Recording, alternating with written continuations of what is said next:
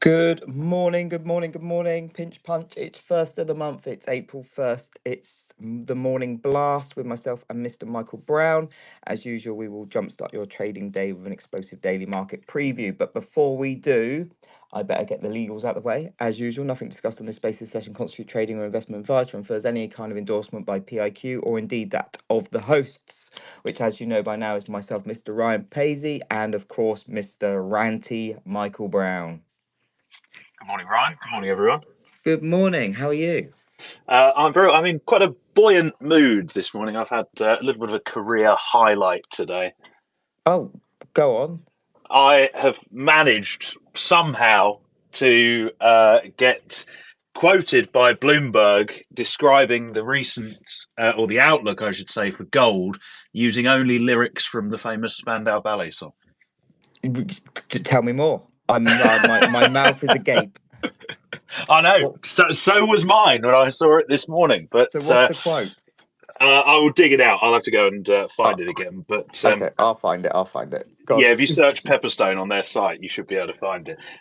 But yeah, I was clearly they're in an April Fool's mood down on Queen Victoria Street this morning. I'm loving it. I'm loving it. To be honest, I'm quite buoyant for once at the moment. And that's because for once we've had a tweet go fairly viral on PIQ that wasn't a picture of Ian or me taking the piss out of someone.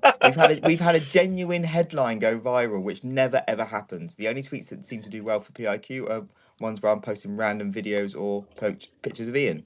But no.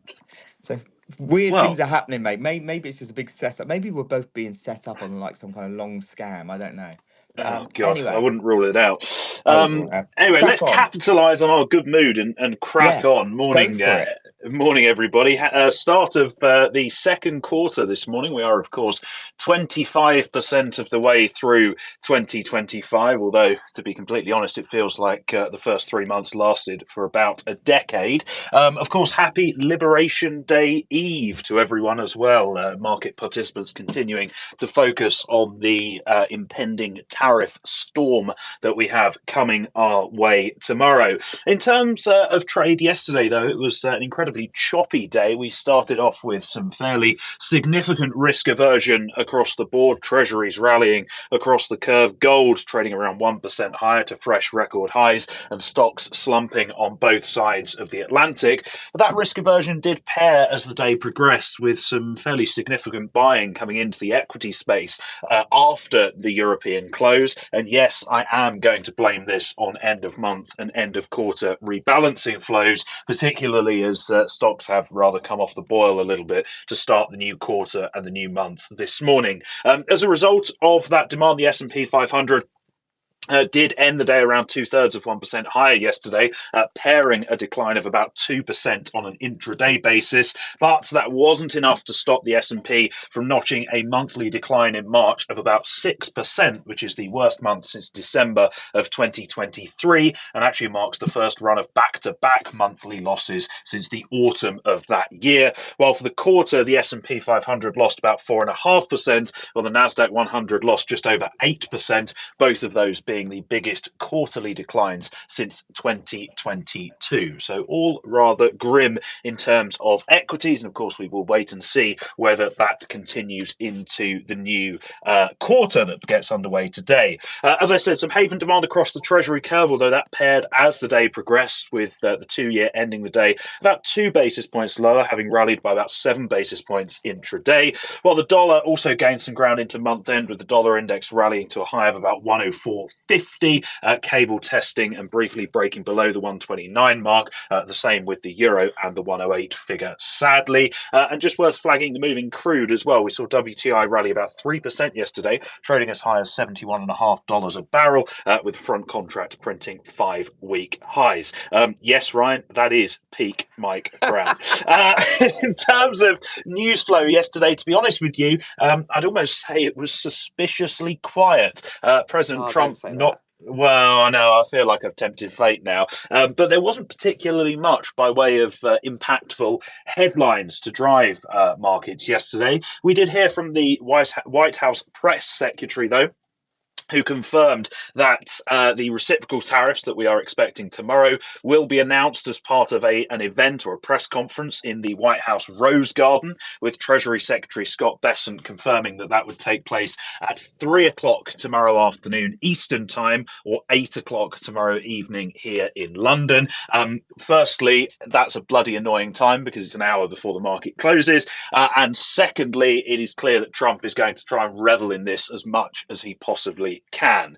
We did have some reporting on the tariff front from Fox News, their correspondent Edward Lawrence reporting that Trump, according to his sources, of course, has yet to decide on the specifics of the reciprocal tariffs that will be imposed, having been presented with multiple plans by his advisors, with a final decision to be taken either today or potentially on the morning of the 2nd of April. So effectively, we're in a situation here where the fate of the US economy, the global economy, financial markets, risk appetite, basically all depends on what side of the bed Donald Trump gets out of on Wednesday morning, Same as it per ever this was. reporting. Same as it ever Well, was. exactly. All I can say is let's hope he's had his Weetabix tomorrow, and actually wakes up in a good mood, because that might make life easier for all of us. Sticking with the trade front, we did have, and I'm going to steal your viral tweet here, Ryan, reports from Chinese state media, which I picked up via the excellent PIQ suite on Twitter. Yeah. Do follow him if you're not already, mainly because Bloomberg couldn't be bothered to cover it. They were too busy with my puns, I believe. But anyway, Chinese state media reporting that China, Japan, and South Korea have reached an agreement or a consensus to jointly respond to US tariffs. Now, I've got to admit, it's a hell of an achievement by Donald Trump Well, to this manage to this is unite it. those three. This is So fair play. like when does he get the Nobel Peace Prize? Because I mean, like, these are three countries that, like, I think Yeah. hate is probably not strong enough a word. Like, Well, I read something yesterday. I think the last time these three agreed on anything, it involved Genghis Khan. yeah, that's it. I You know, saw like, that. this is how far back we're going here. So fair play. So The nub tell of us it. about the Mogul era, Michael Brown. Obviously, you must have been there, sporting his gilet made out of yak God. skin or something. Well, we're all descended from him. Apparently, he did like to. Well, let's leave that there. Actually, I'm not sure. I'm not sure I can say that in a family-friendly way. What I can say is a bit more detail on those reports, which is that Japan and South Korea are supposedly seeking to, instead of getting this stuff from the United States, import semiconductor raw materials from China, with China said to be interested in purchasing chip products from Japan and South Korea. Setting aside the sort of geopolitical implications of this new friendliness in Southeast Asia, I do think this is interesting because it ties in with something that we've mentioned a few times on the blast, and I know Microsoft mentioned this, which is basically, That's because they if listen you to the want. blast. Well, of course, saying to Trump, if you want to impose these tariffs, if you want to impose these stringent rules, fair enough, but it could actually strengthen our enemies effectively, because people are going to go and buy from China instead. And that is exactly what seems to be panning out there. In terms of other bits and bobs, there was some news from the New York Times yesterday, sticking in Washington, D.C., that the Department of Government Efficiency, DOGE, apparently accessed the federal payroll system over the weekend, which has given Musk and his mates access to various bits and bobs of information, including social security numbers, which, of course, will make it a lot easier for them to hire and also to fire various employees. That access was somehow achieved despite some fairly significant security concerns from senior IT officials within the federal government. Certainly something to keep an eye on as Musk's influence continues to grow.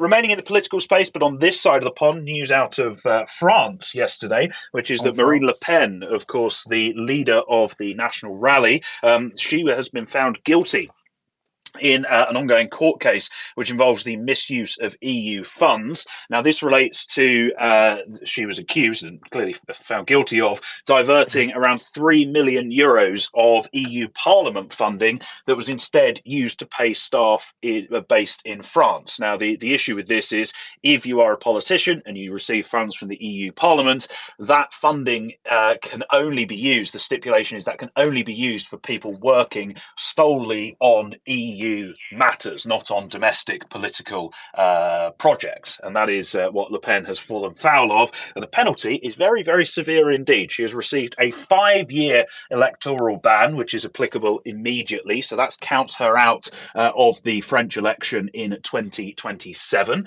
She has also received a 4-year prison sentence. 2 of those are suspended, and 2 of those will be served with an electronic ankle bracelet. So she's not actually going to jail. And she's also been given €100,000 as a fine. Now, Le Pen says that she will appeal this, but of course, a little bit of a sort of bolt from the blue in terms of the French political landscape, which was already shaky enough as it is. The question, of course, is does this solidify support for the National Rally, or does it actually see support fade away? But either way, I think it seems that Le Pen is, after all, not mightier than the sword, despite the famous Oh phrase. God. Oh God. I'm phoning up Bloomberg now. I better let them know. The That boys is. at New Score quite like that one yesterday, I'll have you know. Yeah, but I think they're just saying that to humour you at this point. They That's might the well be. rumours, They sources. might well be. Anyway, sticking with Europe, moving to one Sorry, of just central. to quickly, Oh, go just on. on this story, because I think it could be one that rocks a very fragile political system in France at the moment. It's worth pointing out that Le Pen is definitely not the only French politician that's come, under the gaze of the law. It feels like anyone in French senior Christine Lagarde. politics. Yeah, quite. Feels like anyone in French senior politics eventually gets done for something like this, or similar, or the same, or worse. Hmm. Who was the French Prime Minister that was basically found to be giving money to Gaddafi at one point, or taking money from Gaddafi for his political. Oh, yeah. And Sarkozy was That's investigated with it. their Yeah, various so bits it's, and it's bobs as worth well, worth wasn't pointing he? that So, out that it's definitely not just that evil right wingers, like they're all doing it. It seems to be like quite a national sport in French politics. So just a bit of tapering of the story there. yes, very good point. And I will say this very carefully so I don't get some sort of libel lawyer tapping me on the shoulder. But I don't. I think many people who have served in the EU Parliament over the years might be looking quite anxiously over their shoulder at this Oh, verdict. massively, and pretty much, you think of how many like UK government officials, like politicians are doing similar. It's if it does feel like it's one of these things that is quietly everyone's doing, but when someone gets called up for it, everyone's like, "Shit, we're all doing that." And already I've just been called a Nazi apologist. Thanks for Who that, called Judith you that? Chalmers, Zach. Oh, oh, right, fair enough. Of course he is. Course he is, course he is. Well, anyway, quickly moving swiftly on. Yes, moving very swiftly on from that, a couple of bits and bobs in terms of central banking. We had some rather oddly timed ECB sources stories from Bloomberg yesterday, noting that, and I quote here, more ECB officials are ready to accept a pause to the easing cycle in April. These sources reports noted that several officials remain undecided on an April cut due to ongoing uncertainty over US trade policy and, of course, the increase in European defence spending. The doves on the governing council are said to still see a need for further loosening, but, and I quote here, may not insist on a 7th cut of this easing cycle being delivered at the April meeting. We did see odds on an April cut pair from around 85% to around 65% as these sources stories crossed late yesterday. Of course, the next ECB meeting is, I believe, the 17th of April, but please don't quote me on that. 2 other things in the world of central banking just to wrap up on very quickly. The first is that the Bank of Japan, they yesterday announced that they would be cutting the amount of super long bond purchases as part of their quarterly QE proposals.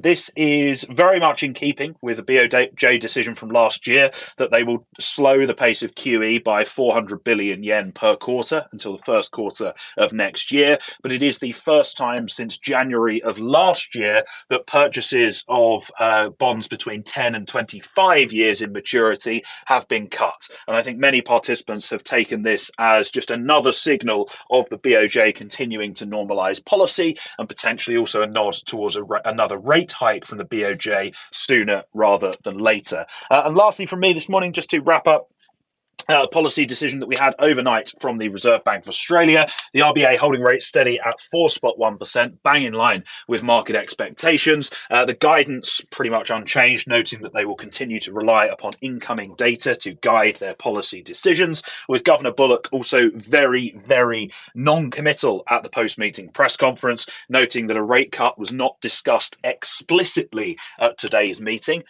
I'm not sure how you discuss a rate cut implicitly, but I'll leave that up to you to decide. And also Bullock noting that she and her colleagues have not made up their mind yet on a potential May rate cut. Of course, not only have the RBA got all of the various nonsense on the trade front to be dealing with, but Australia is also heading to the polls on the 3rd of May. So they will not want to be seen to be delivering any sort of politically motivated rate cut at this moment in time.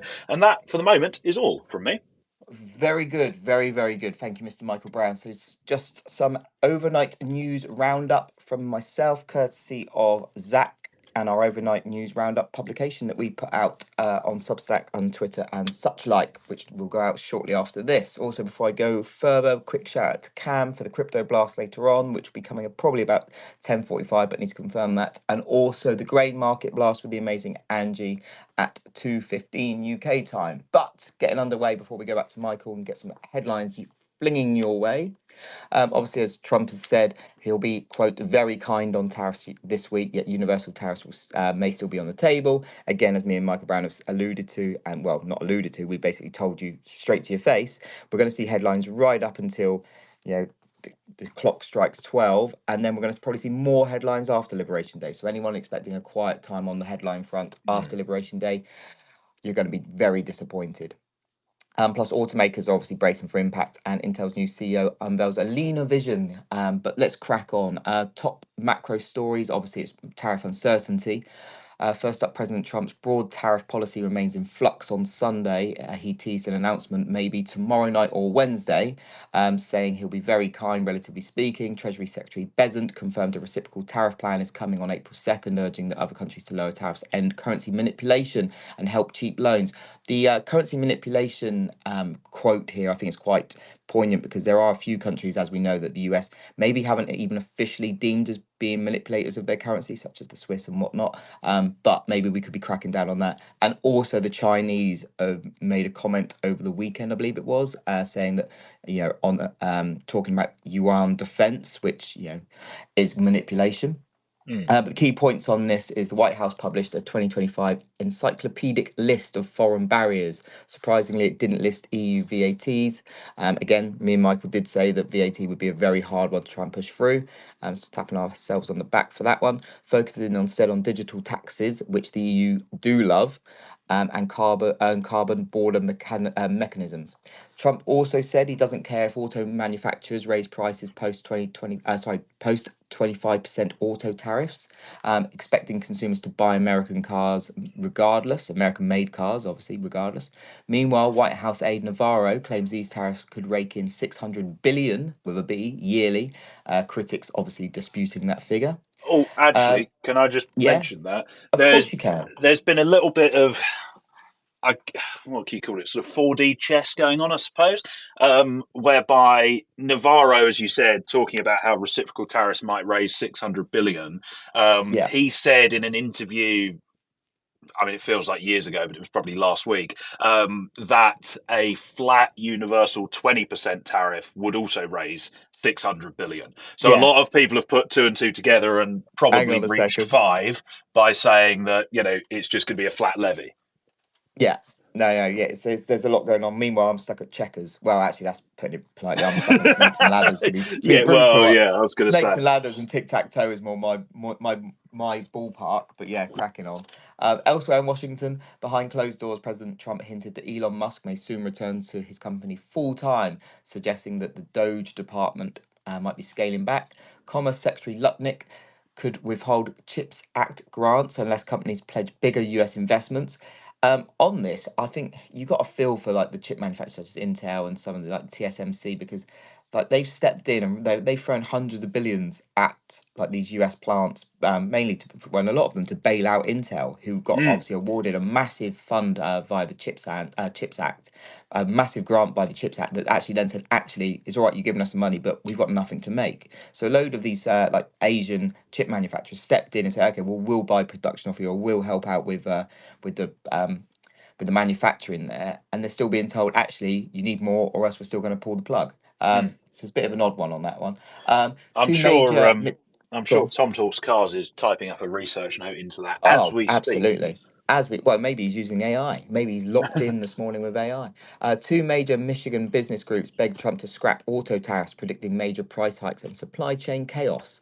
Today, two special House elections in Florida could shift the GOP's majority or GOP's majority and possibly shape how quickly Trump's trade agenda advances. So, one to watch there on the local election front. Well, local-ish, I guess. Um, Now, some global macro news. Quick spin around the globe. Kikes in PMI, that's obviously China, beats estimates with a 51.2 reading. Obviously, Chinese data, pinch of salt. Reading as factories hustled ahead of US tariffs. Still, average resale home prices slid further. Economists say China may ease monetary policy soon, so keep an eye on the triple R for that one. Australia, Michael's obviously covered. RBA kept rates on hold, citing a need to confirm disinflation. Retail sales rose again, and house prices hit new highs just weeks before the May 3rd election. Japan, BOJ's Tankan survey shows big manufacturers turning pessimistic, overshadowing better factory output. Some already saying that that's obviously just factory output ahead of the tariffs. Mm. Meanwhile, jobless rate dipped to 2.4%, but weaker business sentiment suggests trade war jitters. Over in Europe, the EU's von der Leyen vows they can push back. Everyone loves a good pushback story. If the US imposes Grow up. tariffs, warning, warning, Jesus. warning, Every warning, time. warning, it'll fuel inflation. Goldman Sachs trimmed its stocks 600 forecast due to Trump's tariff threats.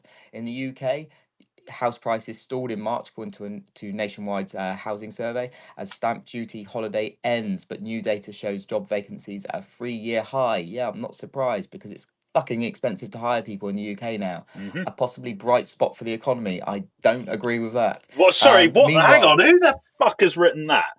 I don't know. I don't know where that's come from. Might be AI. It might. I don't know. Oh, Zach, check Meanwhile, your I think sources. Come on. no. I do run this through I do run all of his sources through a little AI thing to give me something to read out. So perhaps it's messed up on that front.